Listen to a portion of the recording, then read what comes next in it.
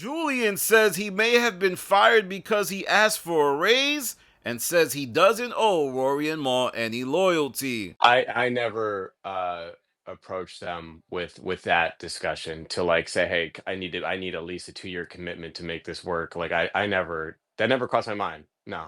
Did you ever approach them and say, hey, based on these metrics, I would like more money?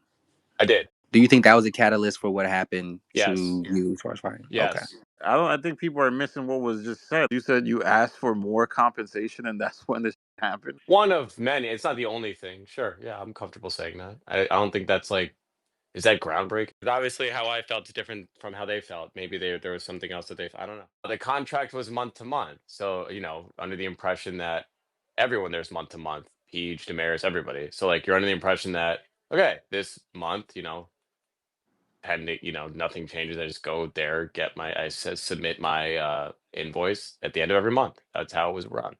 There was never any paper signed, any contract signed. There was nothing ever signed. Maybe the out of the ordinary thing is there was never anything explicitly signed. Sure, that if that's where people might push back, I can see that. But I didn't feel weird or a way about that. The conversation Joe and I had wasn't salacious or controversial or a big deal at all. I genuinely didn't think that was going to be a moment because that conversation wasn't a moment. I got fired. I'm an independent person. I'm a grown man. I can move and talk to whomever I want. Everything I said about Joe, what about the DV? Damn, you sided with an abuser? I still feel that way. I'm not taking back anything I said. I did it publicly because I didn't think anything of it. It wasn't a big deal. Did you request to be on stage? No, he requested me and I saw it and I just tapped it. I was like, oh, what's up? Oh, okay. That's a big difference. Wow. All right. I don't view it like that. I'm not committed to either thing. I'm me. I have my own thing. Do I think Joe has done horrible and foul things in his personal and private life? Yes. Can I have a conversation with him in public spaces? Yes.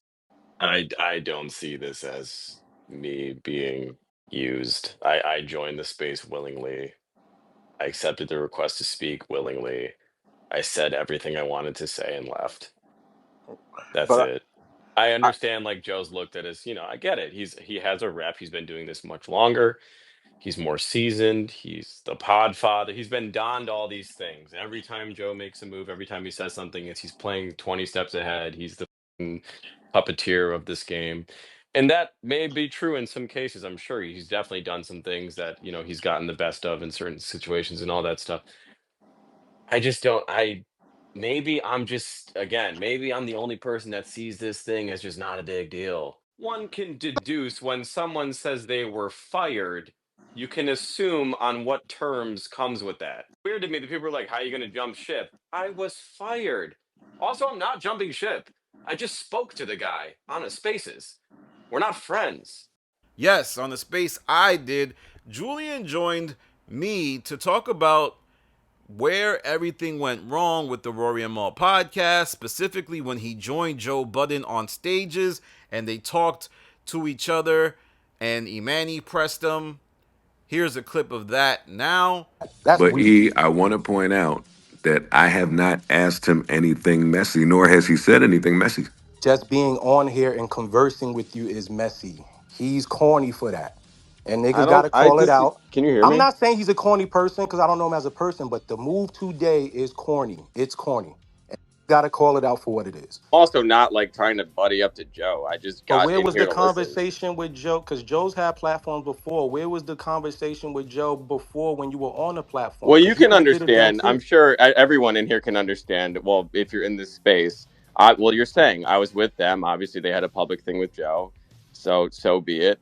There are times I wanted to talk about stuff that was happening. We weren't allowed to on the show. Whatever. I kind of let everything fall by the wayside.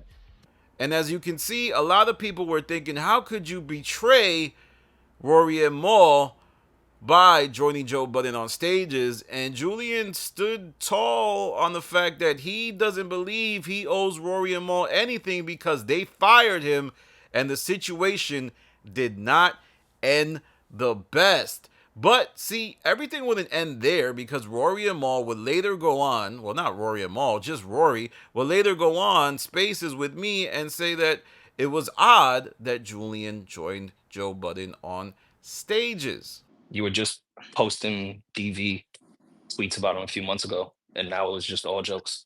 Haha, me and Joe have an understanding. It does seem like a line was blurred or crossed today. I mean, if you're saying that you never told him to stay away from Joe, or Maul never told him, or anyone ever told him, and he's saying that. There's been times that Joe has said stuff on his pod, and we've said we're not going to say anything on the air. But Julian said I was told I wasn't allowed to even talk to it. Like that's the dumbest thing I ever heard. But what Rory was more so focusing on was 2 points. The first one is that Julian said that Rory and Maul gave Julian the order not to talk to Joe, which pissed off Rory because he said that was never done. And then the idea that Julian joined Joe Budden after making fun of his DV cases. But then in this space that I did with him, he would say that he doesn't think Joe is the best person ever, but that he can be a grown-up and still talk to him. And he even said that he thought Joe Budden's space was mine because it looked like it was mine the way Twitter was suggesting it. You know how when you're on Twitter, sometimes when you're in a space listening, people can get a notification just because you're merely listening. And he actually thought that the Joe Budden space was mine. But more of the interesting stuff that was said was that Julian admitted that, he doesn't feel like he owes anything to Rory and Maul now that he's been fired, jettisoned, which to me indicates that they did not end on good terms. Rory and Maul, specifically Maul, said that this was a business decision. Yeah, I mean that was just a business decision. It's no bad blood. I just think that certain things ran its course, but it's all love from me. It's all love from Rory.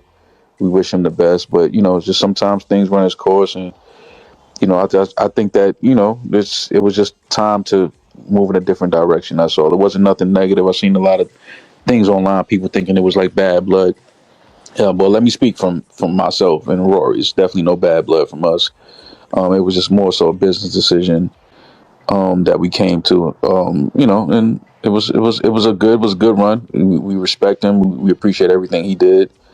But sometimes things just come to an end. But it's nothing negative. I don't want people to think that it's a negative thing. Like sometimes things just come to an end and people have to go their separate ways. But it's definitely all love from us, though. I think Julian feels that business decision was not handled the best. But the most interesting thing, and one of the biggest theories that appeared to be confirmed, was the idea that Julian asked for more compensation and was promptly jettisoned or let go. That was what a lot of fans were speculating, especially on the Reddit and in my YouTube comment section. And it seems like Julian confirmed that. Now, to be fair, he did say that it could have been other things, but I'm guessing Julian did ask for more money and all of that jazz. And then Rory and Maul like, nah, dog, we're good. And on top of that, Julian also revealed that he was paid month to month. He would invoice Rory and Maul, and they would pay him. And I know a lot of people that say, oh, Danny, hey, man, you know what? That's common. Well, actually, it's not that common. I mean, the assumption is that people sign contracts often, and it gives you insights into the podcast industry because everybody appears to be a contractor. Everybody talking about, oh, I signed a contract, especially on the Joe Budden podcast. I wonder how many people are signing a contract, or are they just going month to month with the agreement that they do it for a year and then reevaluate? Because that's what it seems like to me, but only time will tell. But let me know what you think. What is up with this whole back and forth all parties are doing? First, Julian does that letter. Turns out it wasn't a poem. It was actually a letter. Julian said it on Spaces. Rory has an issue with the letter. He also has an issue with Julian joining Joe Budden on stages in Spaces. So there's a lot of things in the air. There's a lot of misguided direction. I just think, like, if I had my advice, I would say, man, make the breakup as messy as you can, because when you try not to make it messy, it's going to get messy anyway. So you might as well embrace the theatrics of it at the end of the day. And one of my biggest bones of contention with the Rory and Mal podcast is like, why aren't you talking about this on your pod? I don't know, man. I feel like I've said this before and I'll say it again. When you have something that everybody is bought in on, you got the eyes and the ears and the intention of everybody else, you got to go in all the way. I'm telling you, man, if Rory and Mal did an episode, not even kicking Julian's back in, but just talking about what happened to Julian, I'm talking about 100,000, maybe 200,000 views. But they don't want to talk about that stuff. And it sucks because their place of origin was the Joe Budden podcast, where they would talk about people exiting the show. They would talk about the decisions they had to make to cut certain people. It's crazy, y'all. But anyway, I want to end this by saying this was just a part of my conversation with Julian. Also, Rocky was there, Rocky Thunder, and other members of WeWorks Furious. If you want to listen to the whole thing, subscribe to my Patreon. It's going to be linked in the top comment. And I think there's a lot more insight to gain from the whole conversation. With that said, follow me on Instagram, The Stop TV. Follow me on Twitter, The Stop TV. This is Danny from The Stop. Peace.